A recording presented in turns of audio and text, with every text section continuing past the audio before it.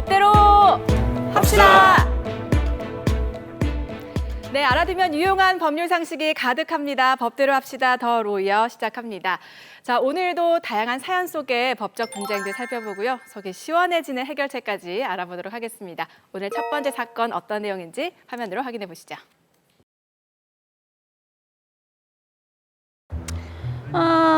이 집은 아니고 뭐 먹지?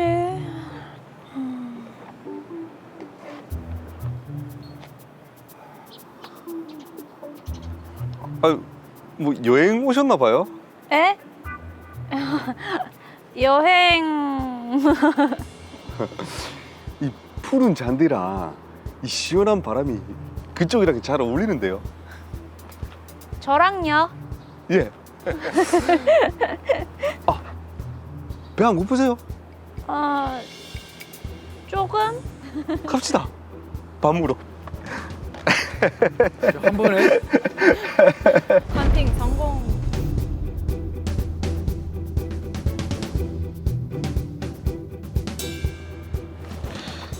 아, 자기야. 응? 내가 그 10,000원만 더 봐라. 카드로 하지. 아, 현금이 낫지. 10,000원만. 아까랑 너무 말투가 다르신데요. 그런데요. 여기 있어.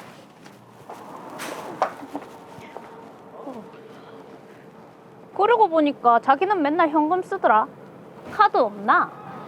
아, 뭐 카드는 뭔가 빚진 것 같아서 싫다. 지갑 보니까 카드 한 장 없는 것 같은데. 설마 카드 못 만드나? 아니, 사실은 내가 사업을 몇 번 실패해가지고 빚이 많아가지고 그 신용불량자가 됐다. 아, 신용불량자? 그럼 카드를 안 쓰는 게 아니고 못 쓰는 거네. 은행 계좌는? 그 계좌도 뭐 내 명의로 못 만들지. 그럼 우리 이제 결혼할 건데 그 돈은 어쩌노? 아니, 내가 뭐 계좌나 카드가 없는 거지 돈이 없는 건 아니다. 그래. 아이, 근데 자기 맨날 현금 쓰려면 진짜 많이 불편하겠다. 조금 그래도 뭐 어쩌겠노. 그럼 내가 은행 계좌 만들어서 체크카드 하나 만들어 자기 줄까? 그럼 나는 좋지. 그러면 공인인증서도 하나 받아주라. 공인인증서? 알겠다. 가자. 결혼할 사람을 믿고 저는 카드와 공인인증서를 발급해줬습니다. 그런데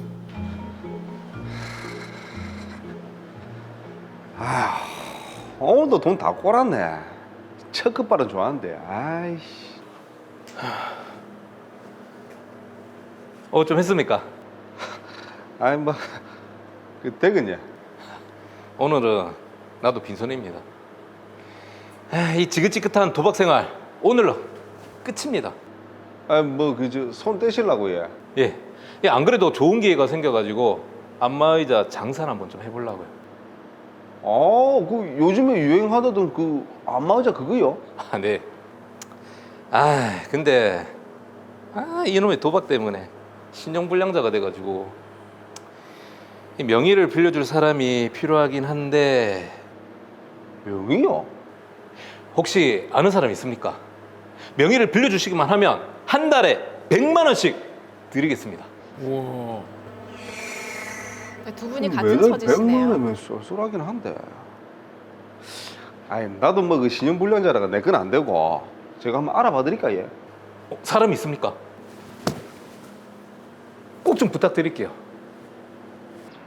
이 명의만 빌려주고 한 달에 100만 원이면 이거 완전 꿀알바인데.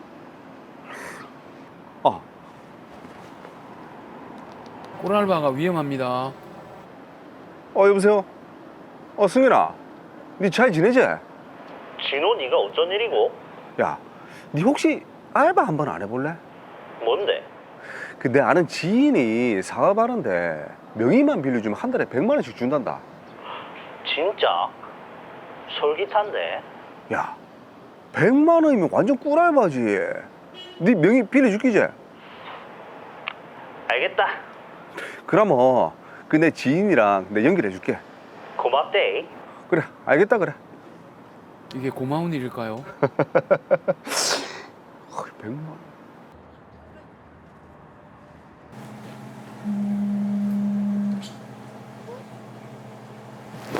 자기야. 근데 자기 통장으로 그 5천만 원 넣어놨는데 그 지난번에 그 사촌 형님한테 돈 빌린 거 갚는 거다. 돈이 어디서 났노? 그건 뭐 몰라도 되고, 그리고 그 계좌로 1억도 넣었는데 그 지금 좀 뽑아주라. 지금? 너 지금 바빠서 안 된다. 자기가 해봐라. 그거 아니면 공인인증서 있다 해가. 그 뭐가 문제인지 그거 안 된다. 그 오늘 당장 뽑아야 되는데 그 체크카드는 하루에 뭐 100만 원밖에 안 뽑아진단다. 그 자기가 그 통장 들고 가가 뭐 은행 가가지고 그 좀 뽑아온나. 일단 알겠다. 무슨 돈인지 궁금한데요. 됐나? 응. 여기 5천이랑 여기 방금 인출한 돈 5천. 자. 그런데 누구? 재수 씨, 저는 진호 고향 친구입니다. 안녕하세요. 그 내랑 동업 같이 준비하고 있는데 같이 왔다. 근데 왜 이 은행이고? 내가 돈 보내준 데는 이거 아니잖아.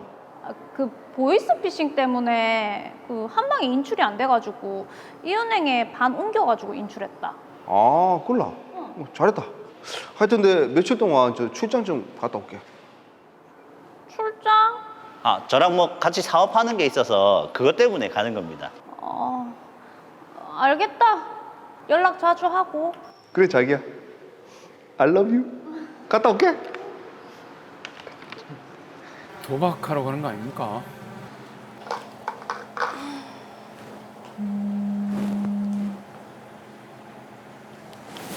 여보세요?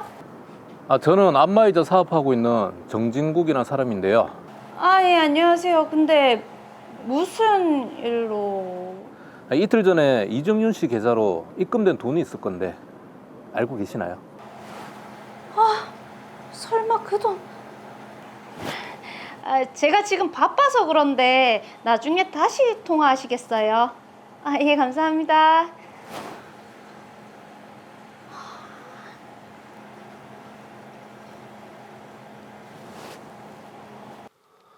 여보세요. 자기야. 그 입금된 돈 있다이가 그 정진국 씨인가 하는 사람한테 전화 왔는데. 그 내랑 같이 사업하는 사람인데 정산을 안 해줘가지고 내가 직접 인출해가지고 정산한 거다. 그 내가 알아서 할 테니까 신경 안 써도 된다. 알겠다. 그럼 네, 손님이 와서 바빠서 이만 끊을게. 어서 오세요.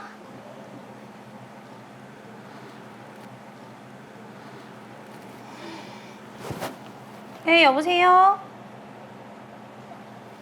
네, 제가 이정윤 맞는데요. 에? 제가 횡령죄로 고소를 당했다고요?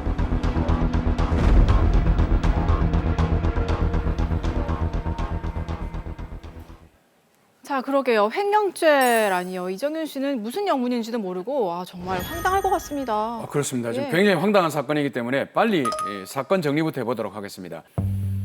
이정윤 씨는 여행을 갔다가 손진호 씨를 알게 됐고 이후 연인 사이로 발전했는데요. 알고 보니 손진호 씨는 신용불량자가 돼 카드나 계좌 거래를 할 수 없는 상태였습니다. 결혼까지 약속한 사이였기에 이정윤 씨는 남자친구를 위해서 자신의 명의로 계좌를 개설해 주었고 공인인증서와 카드까지 발급해줬죠. 근데 알고 보니 손진호 씨는 도박에 손을 대고 있었는데요.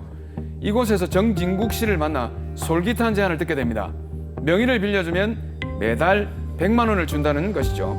손진호 씨는 신용불량자라 자신의 명의를 빌려줄 수 없어 친구 함승현 씨를 끌어들였고 정진국 씨로부터 약속한 돈을 받아왔습니다. 그러던 어느 날 남자친구 손진호 씨는 이정윤 씨에게 통장에 자신이 입금한 돈을 인출해달라고 했고 이정윤 씨는 아무런 의심 없이 돈을 찾아서 전해줬습니다.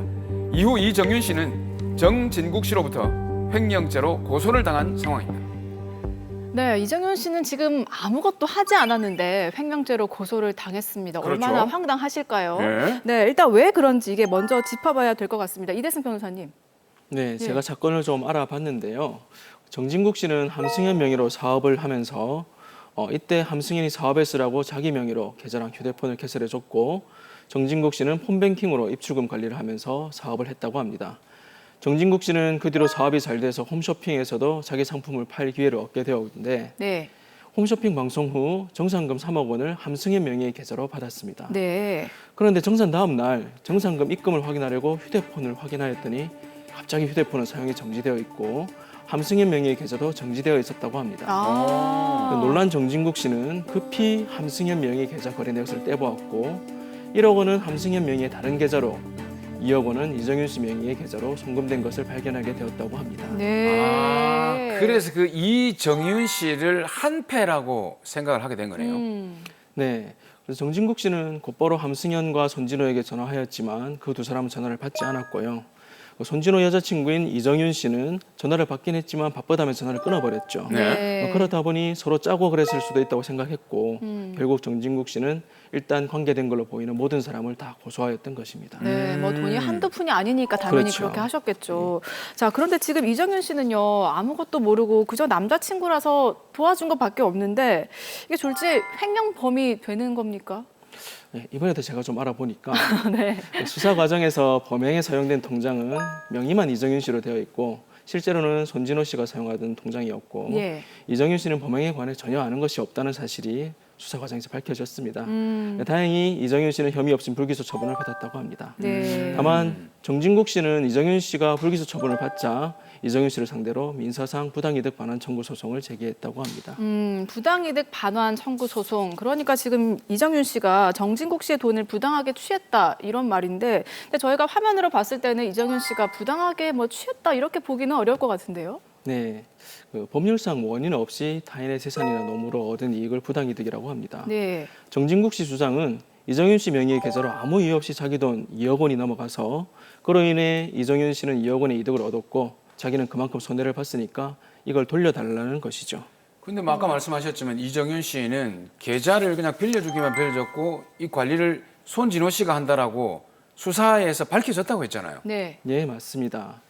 따라서 이정윤 씨는 정진국 씨에게 2억 원을 반환하지 않아도 될 것으로 보입니다. 이정윤 씨가 이득한 게 없기 때문이죠. 그렇죠. 다행이네요. 자, 그런데 변호사님, 지금 2억 원 중에 5천만 원 같은 경우에는 손진호 씨가 빚을 갚는 거라고 하면서 이정윤 씨에게 다시 송금을 했잖아요. 이거는 부당이득으로 볼 수 없을까요?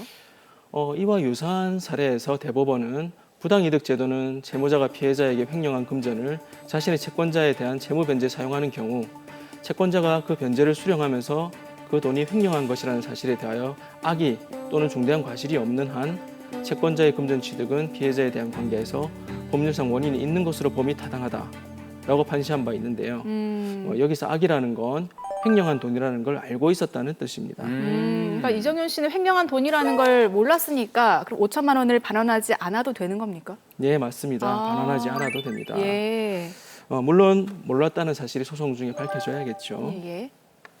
근데 이게 변호사님 저 같은 경우는 이제 궁금한 게 손진호가 2억 원을 횡령을 하는데 쓴 계좌가 이정윤 씨가 직접 만들어서 넘겨준 계좌란 말이죠. 그렇죠. 그러니까 만들어서 넘겨준 요게 중과실로 판단되지 않을까 걱정되거든요.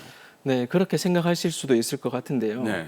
이와 유사한 실제 사례에서 법원이 내린 판결을 이 드라마 사례에 대입해 보면 손진호의 횡령 범행 당시 피고 이정윤 씨죠.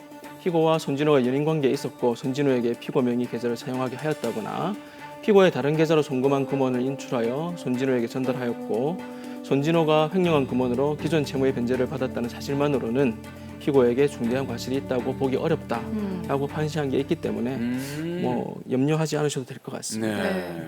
저 그런데요, 변호사님. 이게 예. 다른 사람의 계좌를 이용해서 거래를 하는 것, 이게 뭐 흔히 대포 통장을 사용한다라고 하잖아요. 네. 이건 불법 아닙니까? 네, 맞습니다. 네. 예, 전자금융거래법 제49조 제4항은 계좌 등을 양도하거나 양수한 사람을 5년 이하의 징역 또는 3천만 원 이하의 벌금에 처하도록 규정하고 있습니다. 계좌를 이제 빌려준 사람도 빌려받은 사람도 처벌을 받는다는 얘기인데, 자 그러면 지금 이정윤 씨는 말씀하신 전자금융거래법 위반으로는 처벌을 받게 되는 건가요?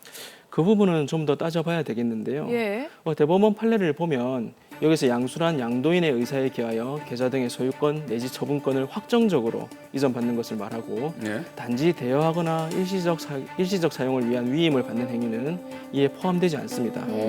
그러니까 이정윤 씨의 경우에는 결혼할 사람에게 잠시간 계좌 사용하라고 준 거에 불과하거든요. 네. 그래서 그것만으로는 전자금융거래법 위반으로 보기는 어렵겠습니다. 아. 근데 이제 그 정진국 씨가 다시 사업을 하기 위해서 통장을 빌렸었습니다. 그렇죠. 요 정진국 씨는 아무래도 이게 대포 통장을 쓰게 되니까 전자금융거래법 위반 되지 않을까요? 네. 자세한 사정은 좀 더 들여다봐야겠습니다만 네. 정진국 씨 같은 경우에는 함승현 씨 계좌를 쓰면서 대가를 지급하기도 했죠. 네.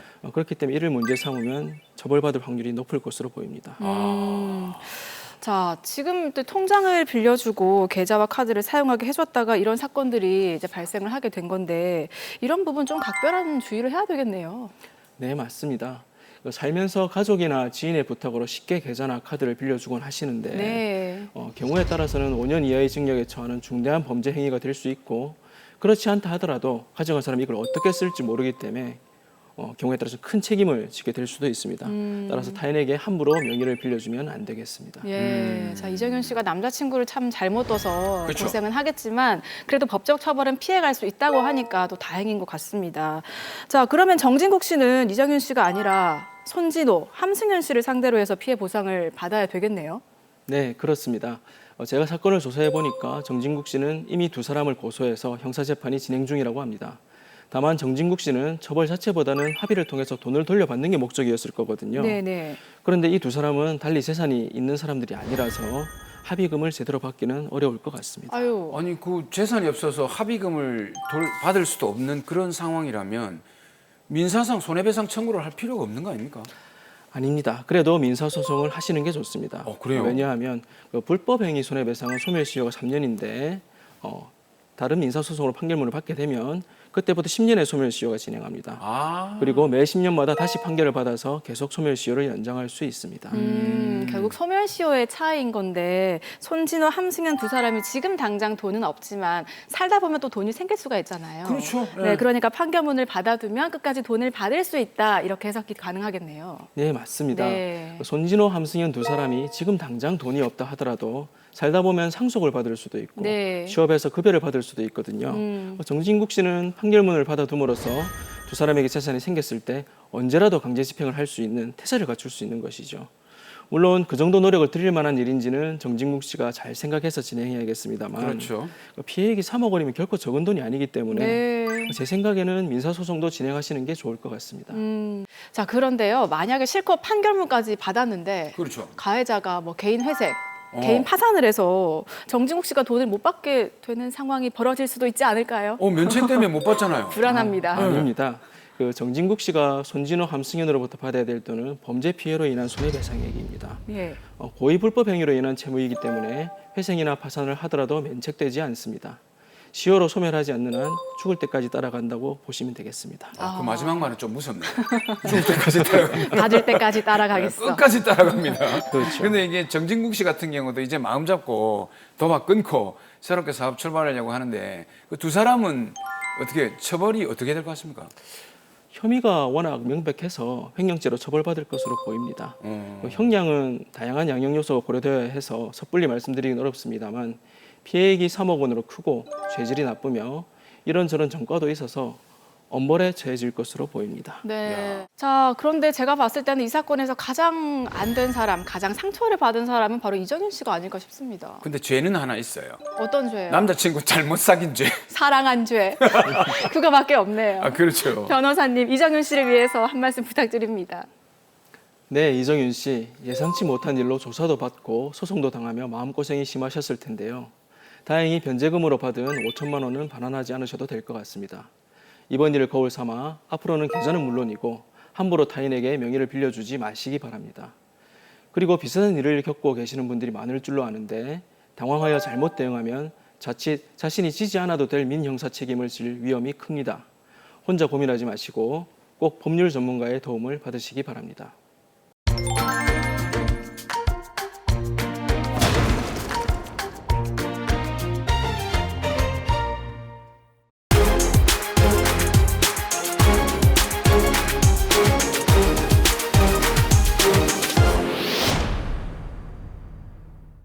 네, 법대로 합시다 더로 이어 두 번째 사건 만나보겠습니다. 계속해서 화면으로 함께 하시죠.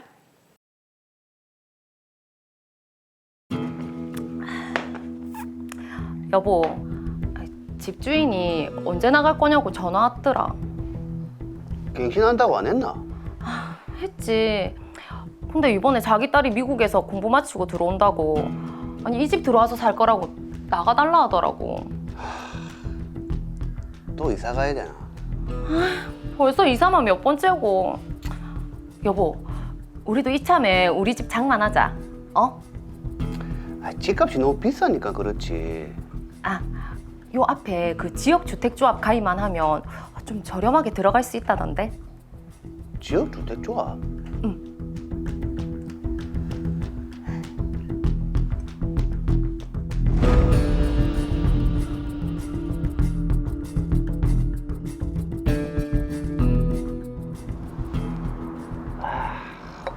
네, 이번에 이사 간다. 갑자기? 집주인 사정이 좀 생겼다고. 에이, 이게 집 없는 서러움이다. 하긴 내 집 없으니까 우리도 맨날 노심초사다. 에이. 아, 저기 앞에 무슨 지역주택? 아니, 뭐 조합원 모집한다던데. 무슨 아파트 들어온다는데? 로안 아파트? 아니, 무슨 뭐 프리미엄 브랜드 아파트라고. 우리 마누라가 노래를 부르더라. 근데 주택조합 사기라고 말이 많던데. 아니, 대신에 잘만 하면 로또란다. 아니, 니도 생각 있으면 같이 해볼래? 그래, 나도 내 집 마련 좀 해보자. 그래, 일단 밥부터 먹고 가자. 그래. 가자. 아휴. 대박일까요? 쪽박일까요? 우리 조합에 가입하러 오셨다면서요? 예, 로안 아파트가 들어온다고. 맞습니다. 로안 아파트가 시공을 맡기로 했고요. 토지 소유권 매입도 거의 끝나서 곧 조합 설립인가 받고 사업 착수할 겁니다. 예. 아니, 근데 이 토지에 문제가 생기면 착공 못하는 거 아닙니까? 제가 알기론 그런 경우가 많던데. 그런 경우도 있더라고요. 우리 조합은 전혀 걱정 안 하셔도 됩니다. 토지 소유권 매입이 벌써 95%나 완료됐어요. 오. 아, 그래도 영 못 믿으시는 눈치시네. 그럼 계약하시면 우리 조합에서 그 부분에 대한 약정서를 작성해 드리겠습니다. 아, 약정서요? 예. 아, 계약 전에 확인해 봐야죠. 저희는 그러니까. 조합의 말을 믿고 가입 계약을 체결했습니다. 추진위원회에서는 사업 진행이 무산될 경우에 납입 계약금과 업무 추진비 일체를 반환하겠다는 약정서도 작성해줬죠.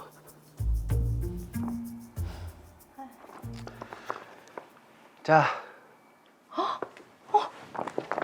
여보. 와, 우리도 3년 뒤면 우리 집이 생기는 거네. 그렇지. 와, 이 동네에 이 가격이면 완전 로또네, 로또. 아이고, 그렇게 좋나? 당연하지. 와, 그동안 서러움이 내 싹 다 날아가는 것 같다. 당신이 좋으니까 나도 좋네. 자, 봐봐. 그래도 몇 평이고, 보자.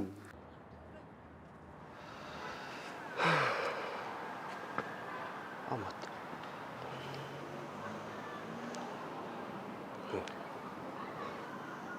야, 그 지주택 요즘 어떻게 되고 있는지 아나? 몰라. 그때 계약금이랑 업무 추진비로 5천만 원인가? 낸 뒤로는 아무 얘기가 없네. 아니, 조합에 가입한 지 1년 반이나 됐는데 뭐 이래 사업 진행이 안 되노? 아니, 그때 토지 매입도 다 끝났다고 하더니. 그러게 이상하네. 아니, 조합 상황 좀 알아봐야 되는 거 아이가? 아니, 네 그쪽에 아는 사람 없나? 뭐 한두 달이 건너면은 알아볼 수 있지. 그럼 있어봐라.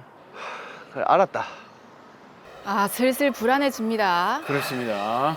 그런데 조합장님, 우리가 아파트 지을 땅이 경매로 넘어갔다는 게 사실입니까? 지금 조합 땅이 하나도 없다면서요. 그럼 우리가 낸 돈 전부 돌려주세요. 우리가 그동안 사업을 하면서 업무 대행비로 썼어요. 아니, 땅이 다 없어졌는데 업무 대행비요? 우리도 예상치 못한 사항이라서 하여튼 우리는 시공사랑 토지 소유주를 만나면서 계속 사업을 추진하면서 업무 대행비를 집행을 했어요. 뭐 문제 있습니까?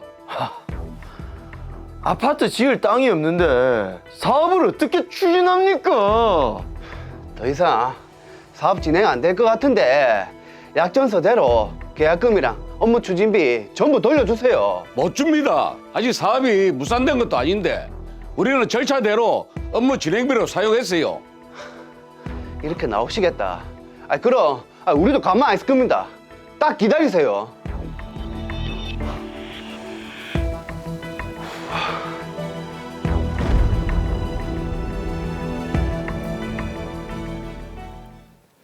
자, 지역주택조합 사업이 추진될 줄 알았는데 지금 무산될 위기에 놓였고요. 계약금도 돌려받지 못할 상황입니다. 그렇습니다. 요즘 그 지역주택조합 사업이 좀 주변에 많이 일어나고 있어서 관심 갖는 분들이 굉장히 많으시거든요.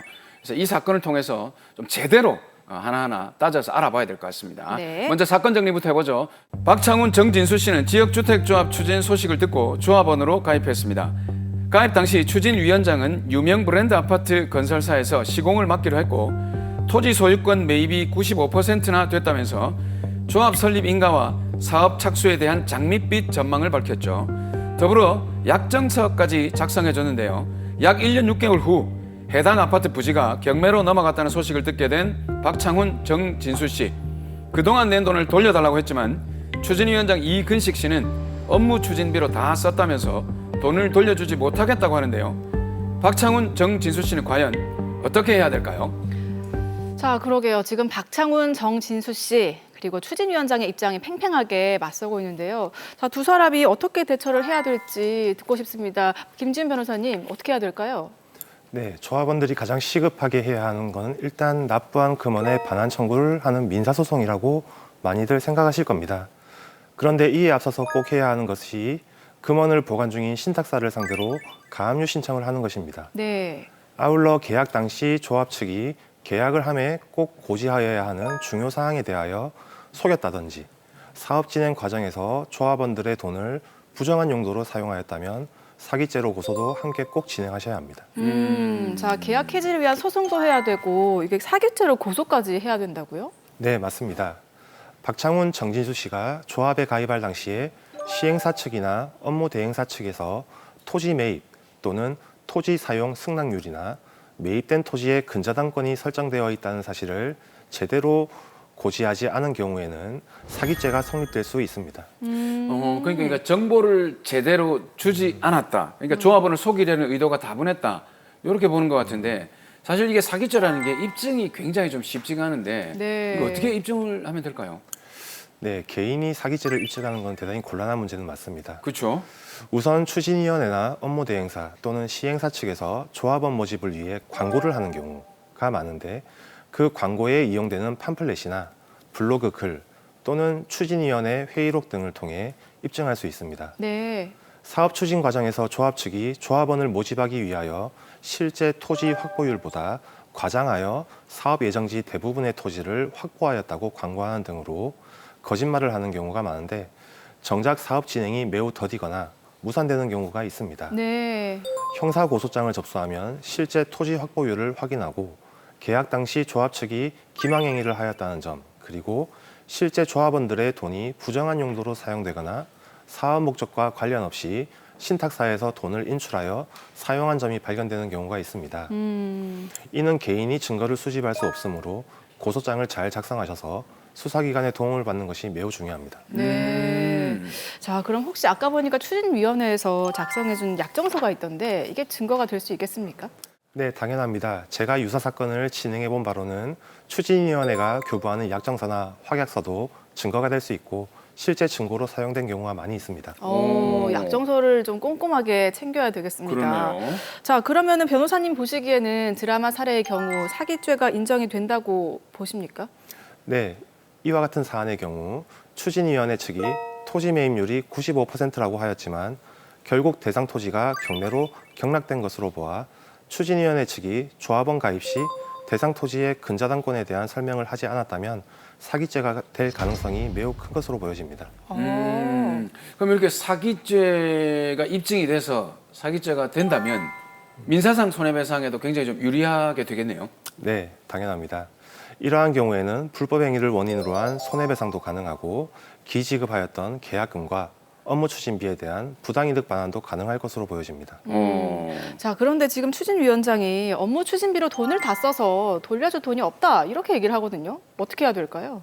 예, 실제 이런 경우 계약금이나 업무 추진비를 다 소진하여 돌려받지 못하는 경우가 많습니다. 네. 그렇기 때문에 추진위원회나 업무대행사 측이 거짓말을 하였다는 것을 알게 되면 곧바로 계약금이나 업무 추진비를 신탁하여 둔 신탁사를 상대로 가압류 등의 절차를 하여 남아있는 금액을 동결하는 것이 매우 중요합니다. 자, 이게 거짓말이라는 것을 밝혀내기도 어려울 것 같고 그렇죠. 조합원 개인이 대응하기에는 힘들 것 같은데 이게 어떻게 대응하면 좋겠습니까? 네, 실제 제가 유사 사건을 맡아서 변론을 해봤는데요. 네. 조합원들이 서로의 신상을 알 수 없는 경우가 대부분이어서 소송이 진행되고 있는 것을 몰라 구제를 못 받는 조합원들이 많이 있었습니다.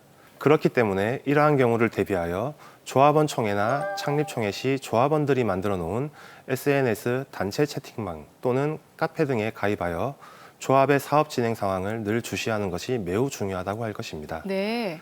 이를 통해서 조합원들과 함께 힘을 합쳐서 집단 소송으로 진행하시는 것이 유리하겠습니다. 자, 요즘 이제 주변에 보면 지역주택 조합을 추진하는 곳이 상당히 제법 많이 있더라고요. 근데 간혹 사고도 좀 많이 발생을 합니다. 네, 네. 그렇다면 만약에 이런 지역주택 조합에 가입할 때 사기를 당하지 않을 어떤 뭐 예방책 이런 건 없을까요? 오. 네, 그 개인이 토지 매입률이나 토지 사용 승낙률을 계약 시 확인하는 것이 정말 어렵습니다. 어렵습니다. 실제로 조합 측에서 이제 허위 자료를 보여주거나 그렇죠. 아니면 국유지가 포함된 과다 이제 확보된 이제 토지 자료들을 보여주기 때문에 네. 실제로 속는 경우가 참 많이 있습니다. 이걸 미리 예방하는 방법은 따로 없고 조합원 가입 시 토지 매입률이나 조합원 가입 현황 등을 꼼꼼하게 살피시는 것이 무엇보다 중요합니다. 네. 또 가입 이후에는 추진위원회나 업무대행사가 제대로 일을 하고 있는 것인지 늘 관심을 가지고 지켜보시고 조합원들의 커뮤니티를 구성하여 서로 정보를 교환하는 것도 매우 유용한 방법이라고 생각됩니다. 조합원들끼리 네트워크를 좀 잘 만들어 놔야 되겠네요. 그렇네요. 네. 네. 자, 마지막으로 의뢰인 박창훈, 우리 정진수 씨를 위해서 한 말씀 부탁드립니다. 박창훈, 정진수 씨, 내 집 마련을 위해서 가입했던 지역주택조합의 사기로 인해서 상심이 크실 텐데요. 현재로서는 시간을 지체하게 되면 손해만 더 커질 수 있는 상황이기 때문에 최대한 빨리 법률 전문가의 도움을 받아서 관련자들이 처벌받게 하는 한편 재산을 지킬 수 있는 방법을 강구하시는 것이 가장 현명한 방법이라 생각됩니다.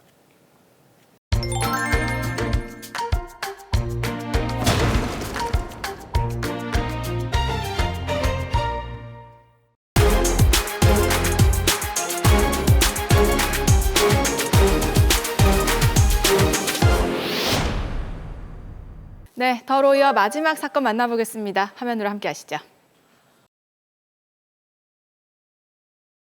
여기 회사 대표 로이어 제조 최태 씨 그 사람 맞잖아요. 그러니까 이 회사 상대로 소송 걸어서 내 돈 받아낼 겁니다. 저희 로아 제조는 로이어 제조 회사랑 별개법인입니다. 왜 로이어 제조 채권을 우리 회사에 청구를 하는 겁니까?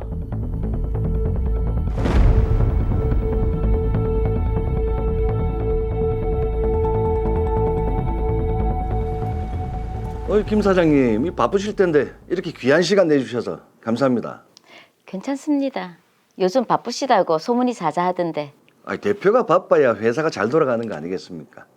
안 그래도 오늘 뵙자고 한 건 저희가 지금 신상품 하나를 개발 중에 있습니다. 그래요? 네.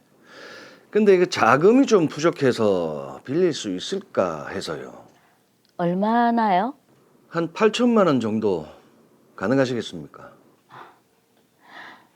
내가 최 사장님이랑 오래 보기도 해서 그동안 사업 자금을 빌려드리긴 했는데 아직 지난번에 빌려간 돈도 다 안 갚으셨잖아요. 김 사장님이 큰 도움 주시는 거 알고 있고 늘 감사하게 생각합니다. 그래서 김 사장님 이자는 제가 꼬박꼬박 드리고 있고요. 이번 신제품만 대박 터지면 일시상환해 드리겠습니다. 한 번만 더 도와주십시오. 김 사장님 부탁드리겠습니다. 알겠습니다. 감사합니다. 이번에 신제품이라. 야, 해운대의 큰 손인데요. 예, 죄송합니다. 예, 2달만 더 시간을 주십시오. 2달 뒤에 꼭 대금 지불하겠습니다. 죄송합니다. 왔나? 이건 또 뭔 소리고? 대출금 상한 독촉하고 지금 거래처 여기저기서 대금 지급하라고. 압박이 형님. 많이 들어오네요. 진짜 일하다가 회사 폭삭 망하겠습니다. 신상품만 안 망했어도. 어쩝니까? 지금 회사 채무가 8억이 넘습니다. 8억이. 이대로 빚더미에 나 앉을 수는 없지. 무슨 대책이 있습니까? 새 출발하면 되지. 빚이 이래 많은데 새 출발이라뇨. 다 생각이 있다.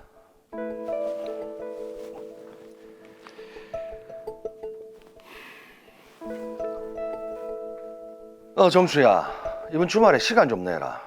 와, 무슨 일인데? 내 니한테 부탁할 게 좀 있어서. 부탁? 무슨 부탁? 니는 그냥 이름만 빌려주면 된다. 이름? 그 자세한 거는 만나서 이야기하자. 그래, 알겠다.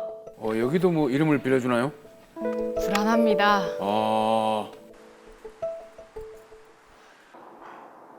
최 사장, 요즘 왜 이렇게 통화가 안 돼요? 아이고, 죄송합니다.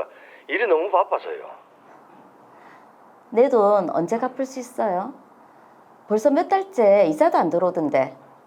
몇 달만 시간을 좀 주세요. 지금 그 회의 들어가 해서 나중에 연락드리겠습니다. 아무래도 불안한데. 제 예감은 틀리지 않았습니다. 결국 로이어 제조회사는 폐업을 했고 저는 로이어 제조를 상대로 소송을 제기해 성소했지만 회사가 무자력 상태라 채권을 해소하지 못했습니다. 회사를 폐업시켰네요. 최 사장 그 인간은 잠적하고 성소했는데도 돈도 못 받고 있는 상황이라 골치 아파 죽겠어요. 뭐? 사업 설명회에서 최 사장을 봤다고요? 로아 제조? 일단 내가 나중에 전화할게.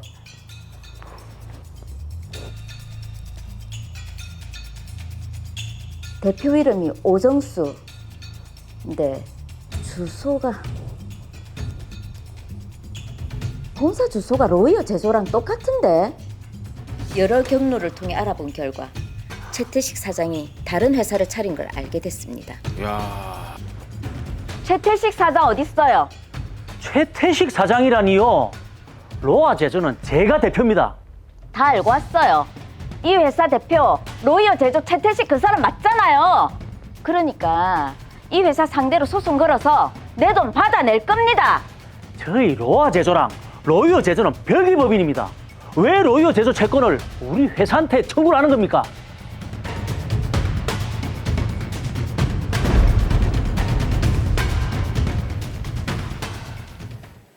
자, 빌려준 돈을 받을 수 있을지 김경숙 씨 상황이 많이 난처하게 됐습니다. 그렇죠. 지금 김경숙 씨가 로이어 제조업체에 빌려준 돈이 상당한 금액인 것 같은데 네.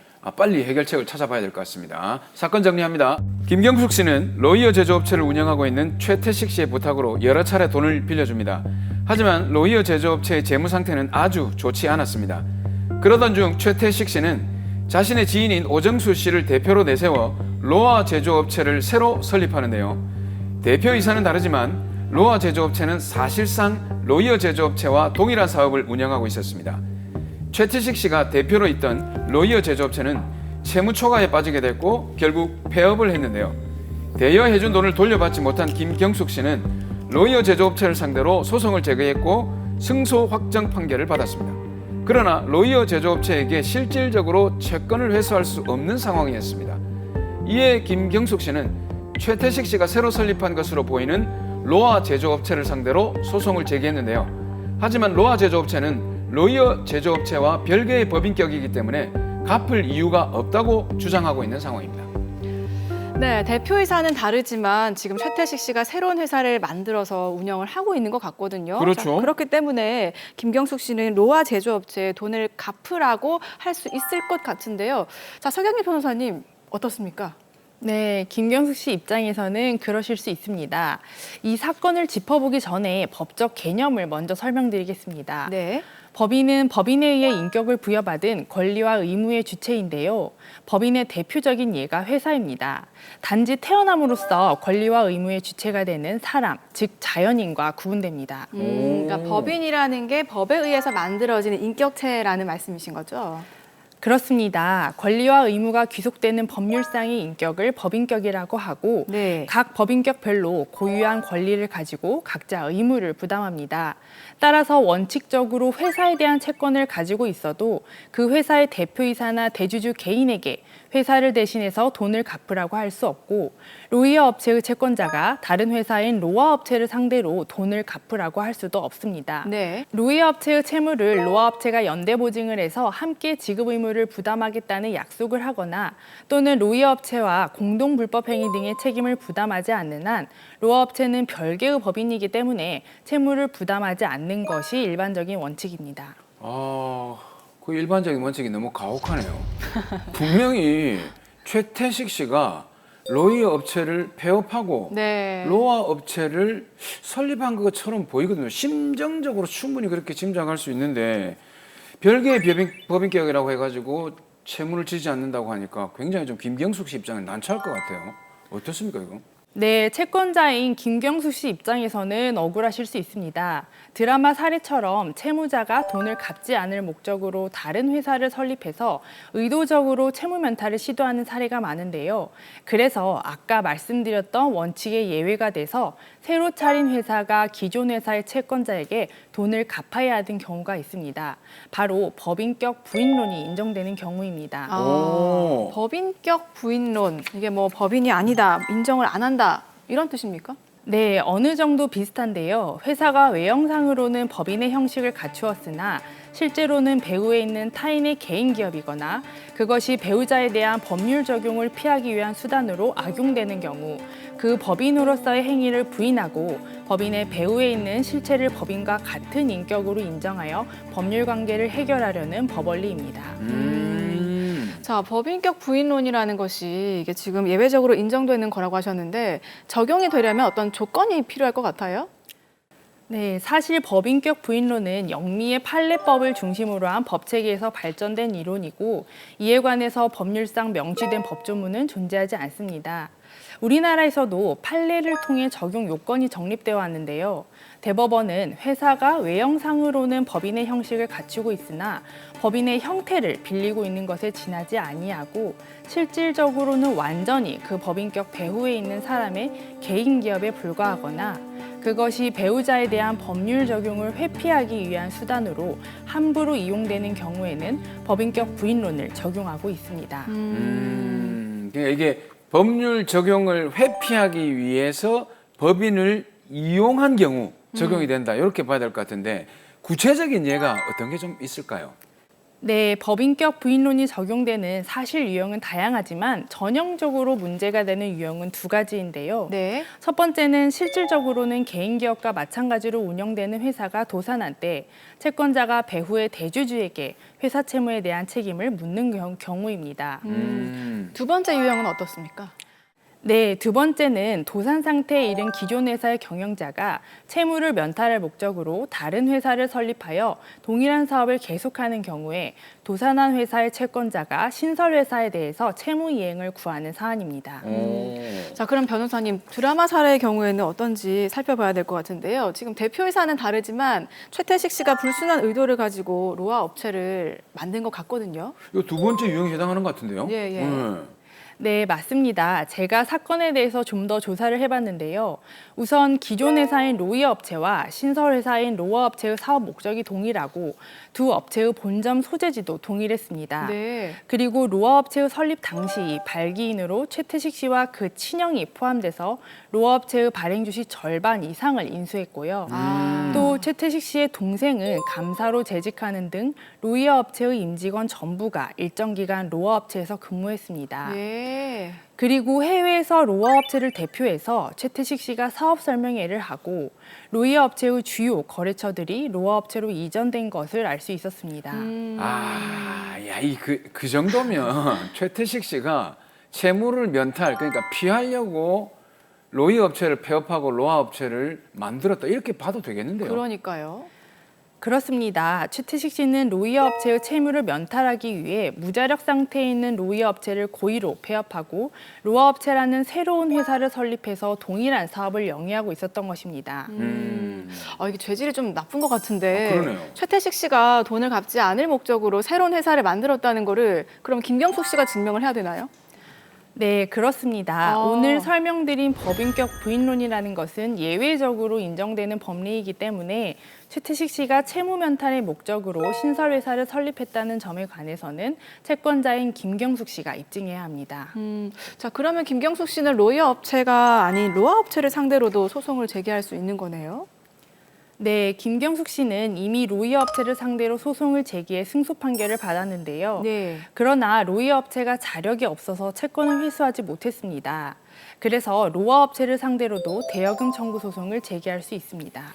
뭐 제기할 수는 있지만 제일 중요한 게 뭐겠습니까? 이길 수 있을까요? 네, 두 회사가 실질적으로 동일한 회사이고 채무 면탈의 목적으로 로아 업체를 설립한 것이므로 법인격 부인론이 적용돼서 승소 판결을 받을 수 있을 것으로 보입니다. 자, 근데 궁금한 게요. 실제로도 이렇게 돈을 안 갚으려고 새로운 회사를 설립한다든지 비양심적으로 행동하는 경우가 많습니까? 네, 실제로도 기존 회사의 공사대금이나 물품대금, 각종 조세 등을 면탈할 목적으로 새로운 회사를 설립하거나 개인 사업자로 사업을 하다가 법인을 설립하는 경우가 많습니다. 네. 법인과 법인, 그리고 법인과 개인 간의 법인격이 구분되는 점을 이용하려고 하는 것이지요. 근데 저는 이것도 궁금한데 채무자가 돈을 갚지 않기 위해서 폐업을 하고 새로운 법인을 만드는 이런 경우에 법인격 부인론을 근거로 해서 소송을 하면 승소 확률이 전반적인 사건에 어떤 확률로 지금 승소가 나옵니까?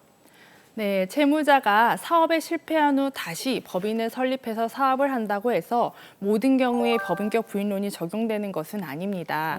기존 회사와 신설 회사가 실질적으로 동일한 회사로 볼 수 있을 정도에 이르고 법인의 배우자가 법적 제재나 채무를 회피하기 위한 주관적인 의도를 가지고 있었다는 사정이 명확히 드러나는 예외적인 경우에만 적용된다는 점을 유의하셔야 합니다.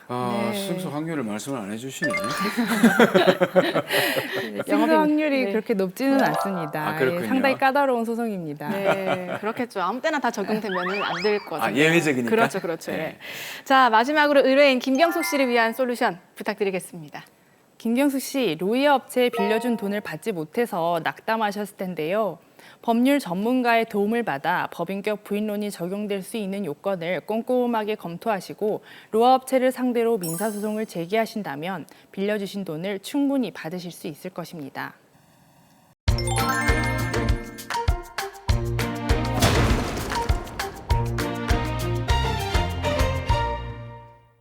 네, 오늘도 다양한 사연을 통해서 우리 생활 속의 법적 분쟁들 속 시원하게 해결을 해봤습니다. 이렇게 저희 법대로 합시다 더 로이어와 함께 하시면요. 법에 대한 궁금한 점들은 물론이고요. 여러 가지 소송이나 분쟁 또 해결 방법까지 알려드리니까요. 다음 주에도 저희와 함께 해주시기 바랍니다. 그리고 새롭게 고지할 내용이 있습니다. 저희가 많은 분들이 보실 수 있도록 시간대를 옮겼습니다. 지금 아래 자막으로 나가고 있죠. 저희가 복잡한 사건들 법으로 쉽게 앞으로도 풀어드릴 테니까요. 많은 관심 부탁드리겠습니다. 오늘 준비한 소식은 여기까지고요. 저희는 다음 주에 더 재미있고 명쾌한 법률 이야기로 찾아뵙도록 할게요. 법대로 합시다.